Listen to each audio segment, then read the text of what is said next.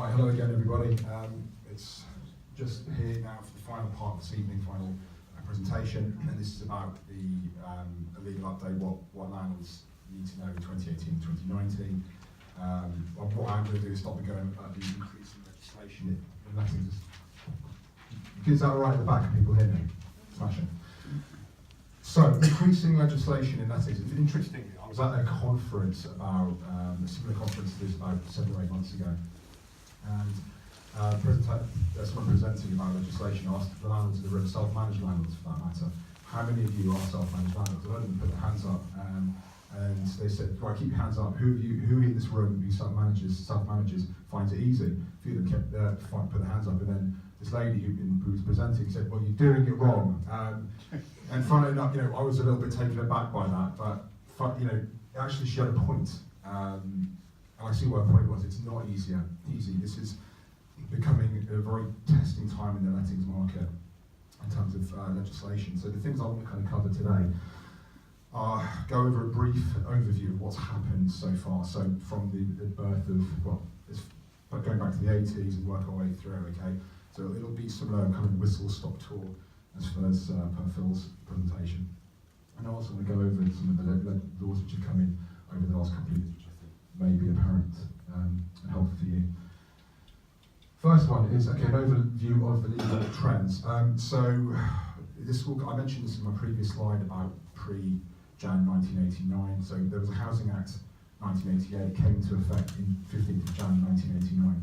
Prior to that point, it was an absolute nightmare. If you had a tenant who wasn't paying rent and wasn't living up to the terms of their tenancy agreement, it was an absolute nightmare to get them out of the property. With the Housing Act 88, came the assured short hold tenancy that we're all aware of today, and which with it came the ability for landlords to serve notice to quit, section 21, 2 months notice. Then obviously February 1997, it became the AST became the default residential tenancy.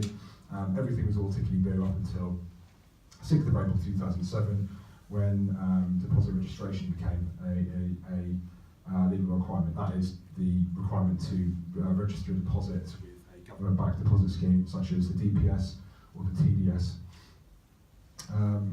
And failure to adhere to that meant that the tenant could counter-sue the landlord for anywhere from 1 to 3 times the deposit amount.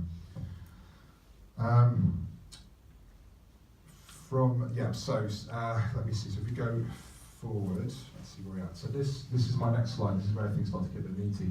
There's a recent act which came in, Deregulation Act 2015, and it's been superseded by the Deregulation Act 2018, which came into force on the 1st of October 2018. And there are certain policies which landlords need to adhere to simply serve notice on their tenants. Namely, to be able to demonstrate, not just serve, but actually demonstrate that you've served these documents, an energy performance certificate, the How to Rent Guide, which is a government-backed guide, can be found easily on Google, and a valid gas safety certificate, all at the beginning of the tenancy. Why they call it the Deregulation Act, I have no idea. If anything, it's becoming heavily more regulated, but there was also rules surrounding retaliatory eviction as well, in that if the tenant reported a maintenance issue. So landlords, as part of the Section 11 of the 1985 Landlord and Tenant Act, they have obligations to deal with repairs at the property, and failure to adhere, if tenants could contact the local council, who would send out a local enforcement officer, and if the enforcement officer felt necessary, they would send an improvement notice on the landlord, which means that the landlord, and on the back of that, the landlord can't serve notice on their tenant for 6 months. Also the prescribed information for the Section 21 is now the Form 6A, and with the Deregulation Act of 2018, that's been backdated for all tenancies. Okay, so any tenancy, any short hold tenancy in existence now, you need to have actually been able to demonstrate you've served an EPC, the How to Rent Guide, and a gas safety certificate. So I would invite any landlords who, if they are looking to gain vacant possession of their property at some point in time, and the tenancy started perhaps pre-October 2015, to to perhaps serve these documents retrospectively with perhaps an enclosed letter saying, Dear Mr. Tenant, please find attached these documents. Time limits of the Section 21 notice, use it or lose it. So Section 21 notices now have a 6-month shelf life, whereas previously what a lot of agents and landlords used to do is they would serve they'd serve the tenancy agreement upon the tenant, and they would say, here's your tenancy agreement, there you keep. By the way, they'd serve the Section 21 notice at the beginning of the tenancy. So it's almost like there's a document, here's a legal document saying I want you out in 6 months. Now that's no longer the case. Section 21 notices have a 6-month shelf life, so bear that in mind. As I said, there will be a Q&A, so if anyone has any queries at the end, please do feel free to go into that in a bit more detail.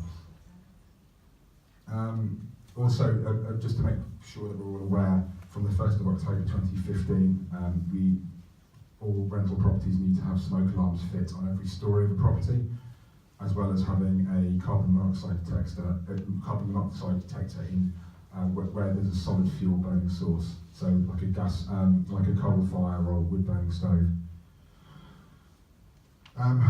The next point is the Right to Rent Act. This came into force in February 2016, which meant that landlords and agents had to verify their tenants, the occupants' eligibility to reside in the UK. This involved obtaining, if UK or EU, getting a copy of their passport and perhaps a driving license as well. And actually, not just getting a copy of it via email, you have to physically see a copy of that and be able to demonstrate that you've done your check. Failure to do so can face landlords or have agents for that matter, or landlords specifically, with fines of up to £3,000 per contravention.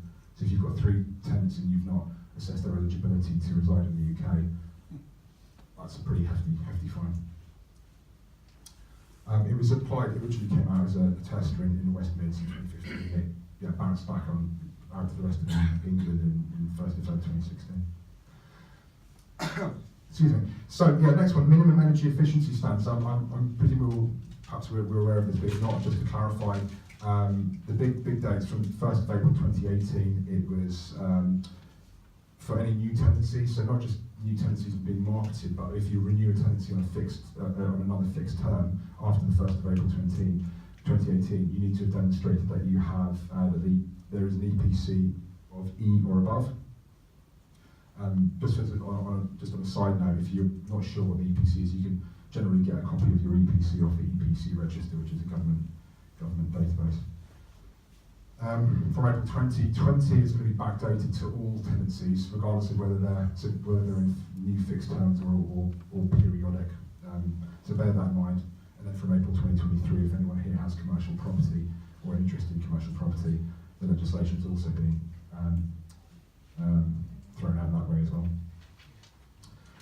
There are a few notable exceptions. So holiday lets, listed buildings, rents exceeding £100,000 per annum. The ones I'm going to touch on, because obviously the ones I'm going to touch on are the holiday lets and the resident landlords. Holiday lets generally because they're not assured short hold tenancies, neither are resident landlords. But if a landlord is a resident in a property with a tenant, it would actually be referred to as, the tenant would be a lodger, and the tenancy would actually be referred to as a license rather than a short hold tenancy.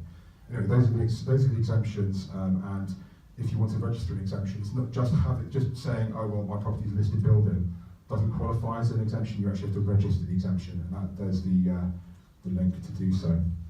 Exemptions last for 5 years. Failure to comply can leave landlords culpable to a £1,000 to £4,000 fine by trading standards. And there's a helpline as well if anyone has any further queries.